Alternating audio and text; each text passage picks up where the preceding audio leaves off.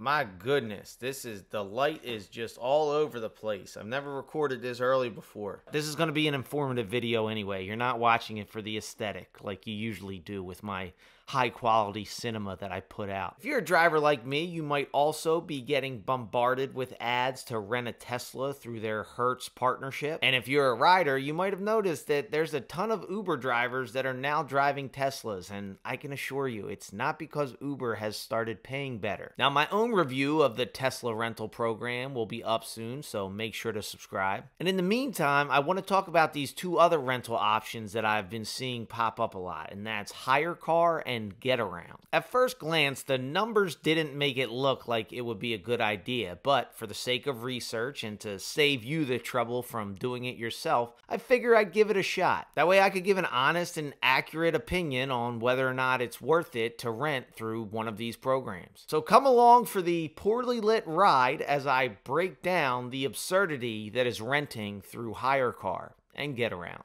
Now, this turned out to be a wild goose chase, and I had to lay out all the screenshots and plot points on the screen just so I could remember what happened, so forgive me if I'm looking away a lot of this video. Not looking at the camera, terrible lighting. I guarantee you I'm going to deliver some information here, so hopefully it's worth it. Now, the beauty of Uber and Lyft, the one glimmer of hope that keeps people coming back to working for these godforsaken apps, is the flexibility that they offer. When that idea intersects with renting a car, though, it means you would want to rent a car for the shortest amount of time possible. That way you're not spending more money. So the idea of Get Around, where they pitch that you can literally rent cars by the hour, seems like a great idea, except for the fact that it's not. In the Philly area, there was only 2 cars available, and they both charged $11 an hour. If you drive in this market, you know there are some hours where you're not even going to clear that amount of money. So you basically lose money just on the rental itself. So even though flexibility is billed as one of the best parts about driving Uber, if you are going to go the rental route, it seems that the most economical way to go about it is renting for longer periods of time so that you can work longer. Now, Get Around is peer-to-peer, personal car owner to the person who wants to rent the car, which is why they're willing to rent it out hourly, and it's why they're less willing to rent it out to people who are going to use it for Uber and Lyft. Hyre, which was actually bought by Get Around in 2023, is a little different. Hyre is designed specifically to rent to gig workers who want to use their car for Uber and Lyft. But with that comes the fact that you have to rent for a minimum of 2 days. But because it's designed for Uber drivers, there's a lot more options. Well, at least the appearance of it. This all starts with the insane way Hyre is set up. For whatever reason, rental agencies can list cars that they either don't have or aren't willing to rent. And instead of Hyre being upfront about that, they say, and I quote, "We suggest requesting additional rentals to increase your chances of getting approved," aka getting a car that's actually available. They even had a customer service rep call me and tell me to request more rides, which, I mean, on one hand, the customer service is appreciated, but on the other hand, it's kind of annoying. Like, why don't you just set up a website where I can rent a car that's available? Naturally, I wanted the cheapest rate possible, so I applied to 3 cars that were listed at $20 a day. In my head, knowing what Uber is paying these days in my city and with the gas I'm going to have to pay for and the time it'll take to get to and from the rental spot, $20 for a rental would be a fair deal to drive Uber for 8 to 10 hours. Well, unfortunately, they Ticketmastered me, hidden fees out the wazoo. In Hyre math, $20 a day for 2 days doesn't equal $40. But again, I thought, okay, that's the cost of doing business, and I'm committed to this project, so I got my applications out and I was waiting to hear back. And I did, from Ride PHL. Now, to be clear from the jump, I'm not trying to knock any of these people's businesses. I'm sure they're just gaming the Hyre system in a way that makes them the most money, and I can't knock the hustle. I think this is more of a reflection of the way Hyre is set up than these individual car rental agencies, because it seems like they all act like this. But check this out. Ride PHL is the company I applied for the Jetta and the Acura, both $20 a day. Side note, a 2018 Acura listed for the same price as a 2011 Jetta definitely made me wonder if it was a bait and switch, and, well, I think what happens will speak for itself. But Ride PHL messaged me out of nowhere saying that they have the Camry available. I was confused. I didn't apply for a Camry. He says it's the only car he has available. I give a bit of a passive-aggressive response that I knew was counterproductive to both of our end goals, but I kind of just wanted to see if he would say anything to enlighten me as to what the heck was going on with Hyre. He did not. So I asked how much the Camry was per day. He sent a link that doesn't work, and I wanted to note that because it was something I found over the course of this project was how glitchy both Hyre and GetAround's website was. Mobile app as well. Not exactly something you look for in a website or app that you're going to upload personal and credit card information to. He eventually tells me how much the Camry is, and that's without insurance and fees. With insurance and fees, it was going to be $184.42. Let's just take a step back here and remember that we got to that $184 after starting with a car that was supposed to be $20 a day. It's a pretty big difference. And yeah, I don't know if you saw that at the bottom of the message, but he told me the Acura was $60 per day. So yeah, definitely a bait and switch. My guess is Hyre doesn't have any restrictions for their listings, so it encourages rental agencies to set them cheap and then change the price once the conversation is started. But personally, I don't think that's a great way to do business. Maybe it works for some people, but I gotta think that it loses more people than it converts. Needless to say, it lost me. I was not going to rent from that company. Now, when your rental requests don't get accepted after 24 hours, it expires. So even though none of my initial requests went through, the next time I applied to the same cars because they were still listed as available, and a few more. There was another 24 hours that passed and none of my cars got accepted. I did get hit with another bait and switch from a different company, which again makes me think that it's just like standard practice of the way these agencies operate on Hyre, and you'll have to forgive me for these cutoff messages.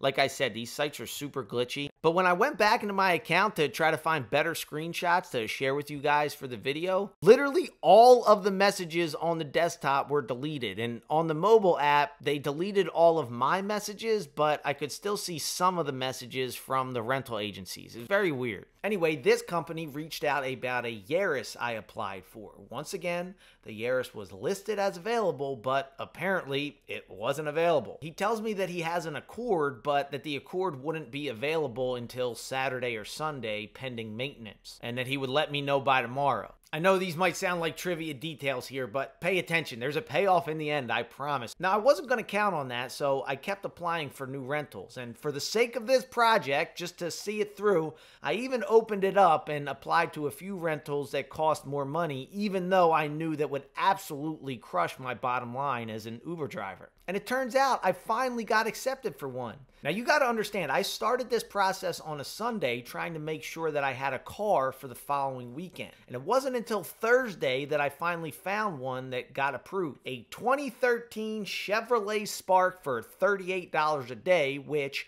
in Hyre math, that works out to be $123 total for 2 days. So at this point, the car rental agency sends over the car's information, proof of insurance, proof of registration, proof of inspection, and it's on me to go into the Uber app, upload those files, and add that car to my Uber account. It's not a huge amount of time, but it is just an annoying process, especially compared to when I did the Tesla rental the following week, how Hertz just took care of all of that for me. So I upload the files and I'm waiting for the Uber app to approve it. I try to figure out how I'm going to get to the rental place.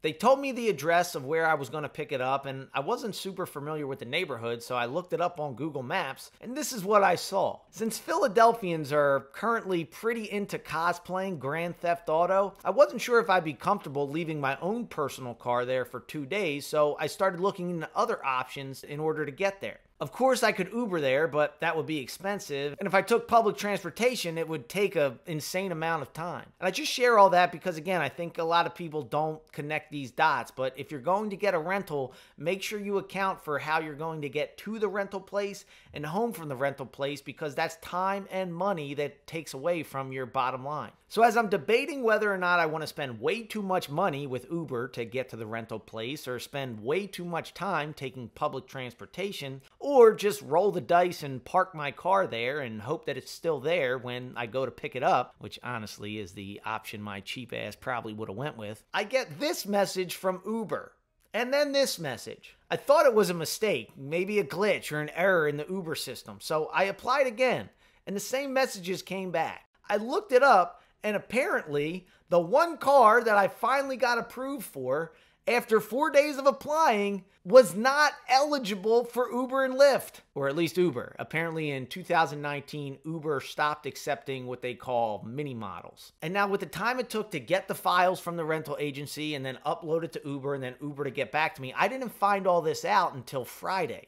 I let the car share rental company know, and they said they would switch the rental to a Jetta for the same price. I had some questions about like what the turnaround time would be in switching the insurance, if it's the same insurance and all this kind of stuff, which they couldn't help me with because they're not Uber. And ultimately, between the back and forth and, you know, messages not getting read until certain times, I didn't see their last reply until after midnight on Friday, so basically Saturday morning. And at that point, that ship sailed. Like, I wasn't going to be able to get to the rental place in time and, you know, have all these things figured out. So I said, like, look, this isn't going to work. And that's when they said I have to contact Hyre to cancel. And again, I wish I had these messages, but they were all deleted on the Hyre app. But I said something to the effect of like, this makes no sense. How can you cancel the Chevy Spark, but you can't cancel the Jetta that I didn't even sign up for?